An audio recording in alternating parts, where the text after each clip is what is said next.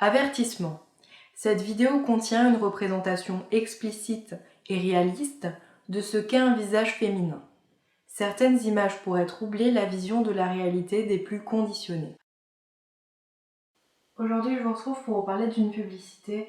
Je n'aurais pu vous dire le nom de la marque en question, ni vous retrouver le lien ou quoi. C'était une publicité que j'avais vue sur Facebook, un peu comme des contenus sponsorisés, vous voyez le genre. Je me rappelle plus et j'ai un peu cherché mais je le trouve plus et à la limite on s'en fiche. En fait sur le coup quand j'ai vu cette publicité j'ai éteint mon téléphone parce que ça m'a profondément déçue, énervée, enfin je sais pas vraiment comment dire mais enfin voilà. L'idée de cette publicité c'était de mettre un produit de teint en avant, peut-être même toute une gamme, je sais plus, je saurais plus vous dire si c'était particulièrement un fond de teint, un correcteur ou quoi. L'écran est divisé en deux parties. Il y a une partie où la figurante est en train de se maquiller avec la gamme de cosmétiques et l'autre partie, on prend justement l'image de la figurante démaquillée au début et on va la retoucher avec Photoshop pour finalement montrer l'efficacité de cette gamme de cosmétiques. Parce qu'encore une fois, je ne me rappelle pas exactement ce que c'était comme produit de teint, mais c'était des produits de teint. Ce qui m'énerve en premier lieu, c'est qu'on place le maquillage comme un moyen de corriger. Déjà, ça sous-entend que... En plus, c'était une femme, évidemment, c'était une figurante. Ça sous-entend que le visage de la femme est perfectible, en fait, qu'il est de base plein d'imperfections et qu'on a besoin de maquillage, finalement, sachant qu'elle était loin d'être laide, hein, la nana dans la pub, comme dans toutes les pubs, j'ai envie de te dire. Et finalement, ce visage aurait besoin de produits pour le rendre mieux, en fait. Déjà, ça nie le fait qu'on puisse être belle ou beau au naturel.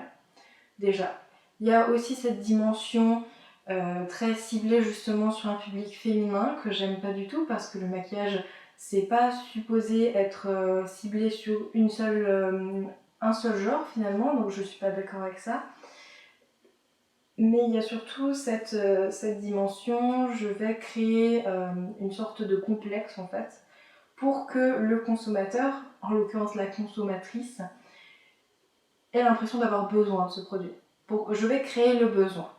C'est le but de toutes les publicités finalement, c'est ce qu'on disait dans les cours d'éco finalement. L'idée d'une publicité c'est de créer un besoin. Et c'est un besoin qui est extrêmement malhonnête parce que je suis sûre qu'on peut créer ce besoin d'une toute autre façon. En quelque sorte, on va te faire croire que tu n'es rien sans maquillage, que tu as besoin de maquillage pour être belle ou beau.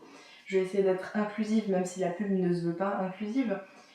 Et que tu en as besoin, tu as besoin d'artifice, tu ne peux pas être beau au naturel. Ce qui est aussi très très marrant, c'est que quand tu t'intéresses un peu au maquillage, tu te rends compte que ce dont on fait particulièrement l'apologie, c'est le maquillage naturel. Ce qui ne veut rien dire. Ça n'a aucun sens. C'est une oxymore de dire maquillage naturel. Non, ça n'a vraiment aucun sens. Ce qu'on essaie de te faire croire, c'est que déjà tu n'es pas beau ou belle de base, et que pour être naturel, il faut que tu utilises des artifices. Enfin, tu comprends le non-sens qu'il y a derrière ça. C'est-à-dire que voilà, il faut que ça imite la réalité. En fait, c'est comme une sorte de mensonge. Alors en fait, le maquillage n'est pas un mensonge.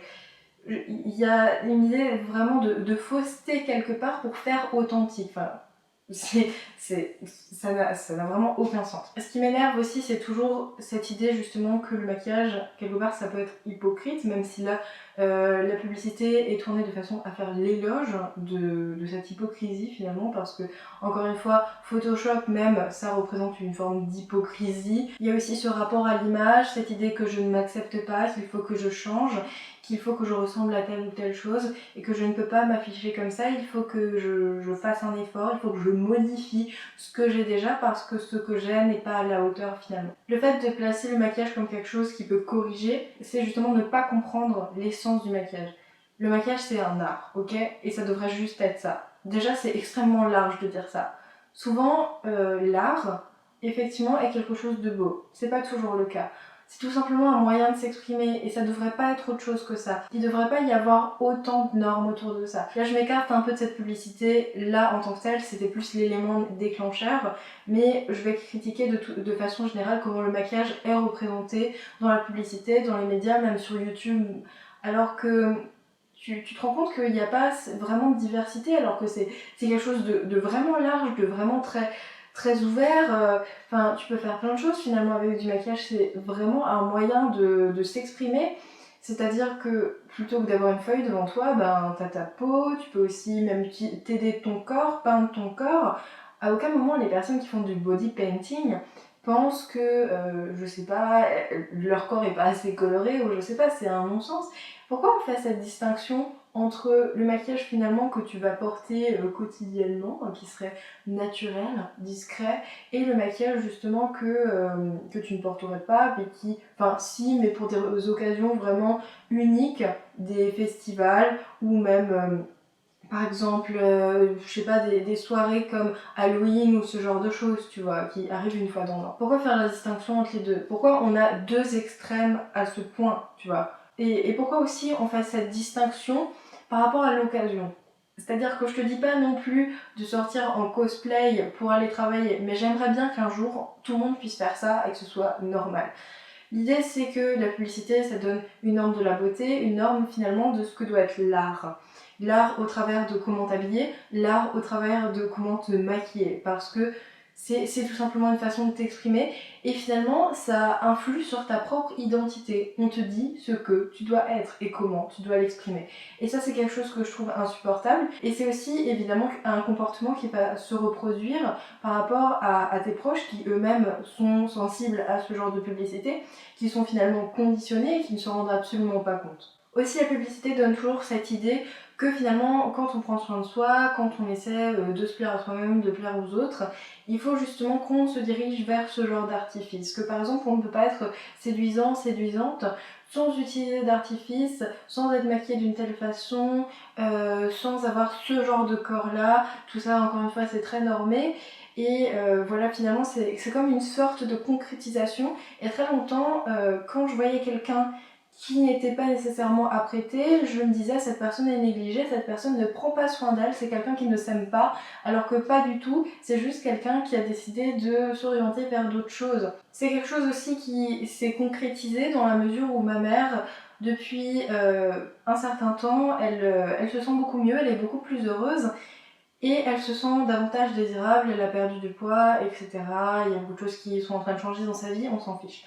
Mais quand ce changement, ce déclic finalement s'est déclenché, la première chose finalement qu'elle m'a demandé, c'est soit de lui prêter du maquillage, soit de l'orienter vers une marque de fond de teint et tout. Pour elle, c'était pas possible finalement d'être désirable sans investir dans ce genre de produit. Pour elle, le maquillage, elle met beaucoup moins de maquillage que moi, mais le maquillage c'est finalement pour être sortable, alors que ça devrait pas être ça, on devrait faire ça par plaisir. Et il y a des gens qui font ça par plaisir, mais pas juste par plaisir, ben voilà, j'aime bien être belle, mais vraiment pour l'acte en lui-même, pour comprendre que c'est un art, tu vois. Enfin, je veux dire, comme quand tu peins un tableau ou quoi, tu te dis pas, je veux peindre un tableau pour être sortable ou quoi, c'est stupide. Enfin, après, ça influe pas sur l'image, on est d'accord, mais ça devrait être pareil. Et du coup, on a toute une quête identitaire au travers du maquillage, toutes ces limites. J'ai une phrase aussi de Christina Cordula dans la tête.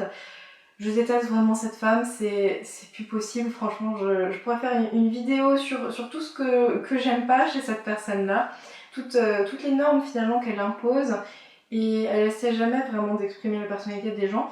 Et dans un épisode, elle avait dit on n'est rien sans maquillage. Elle a dit ça à quelqu'un qui se faisait relooker et elle lui a dit on n'est rien sans maquillage.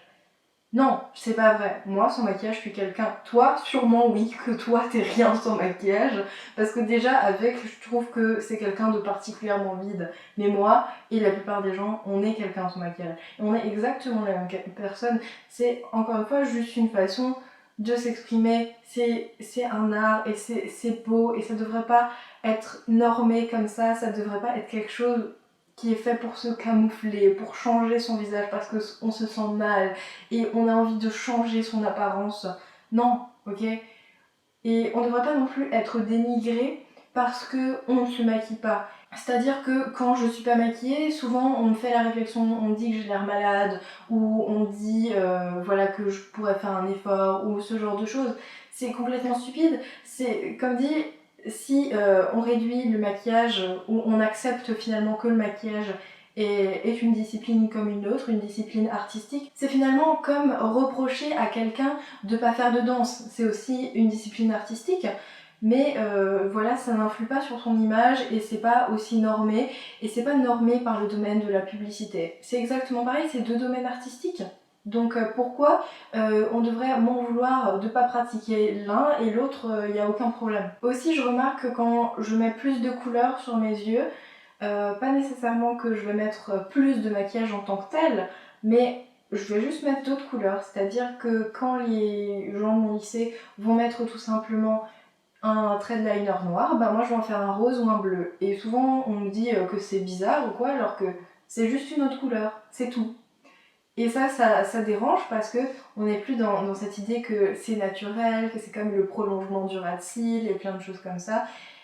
Et non, en fait, enfin, je veux dire, je porte pas de maquillage pour m'améliorer. Je te jure, cher publicitaire, que tu peux créer un besoin, voire même une relation addictive entre la consommatrice, le consommateur, en élargissant justement ton public et en vendant le maquillage comme quelque chose de positif, comme quelque chose d'artistique, de fun, d'épanouissant.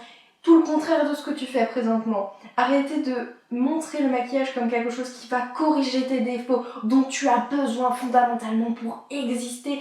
Mais voilà, jouez vraiment sur cette idée d'attraction, de quelque chose qui est intéressant parce que c'est un art, parce que c'est une façon de s'exprimer, c'est quelque chose de tellement beau, c'est quelque chose que j'aime tellement et j'aimerais bien, voilà, pouvoir faire mon trait de liner rose au lycée sans que ça choque personne et que voilà, enfin que les gens arrêtent de me faire cette réflexion-là, entre autres, et que les gens arrêtent d'exiger de moi que je sois maquillée. En plus, en élargissant ton public, de façon à ce que les hommes s'intéressent également au maquillage, tu pourras vendre encore plus parce que tu pourras intéresser tout le monde, n'importe qui, à n'importe quelle tranche d'âge. Cher publicitaire, pourquoi tu fais pas des publicités où tu mets en avant tout ça, toute cette plénitude que peut apporter le maquillage, ce bonheur, cette créativité qu'il y a au travers du maquillage? Pourquoi tu joues toujours sur cette carte de tu te sens pas bien, tu vas changer quelque chose,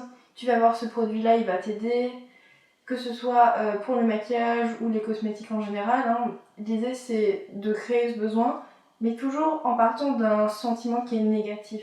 Tu penses pas que c'est mieux de vendre des choses qui peuvent rendre les gens heureux en fait, en leur montrant que ça peut les rendre heureux? Pourquoi dans cette publicité, sur l'autre moitié de l'écran, au lieu qu'il y ait Photoshop, il n'y avait pas cette même jeune femme qui était en train de dessiner ou de peindre?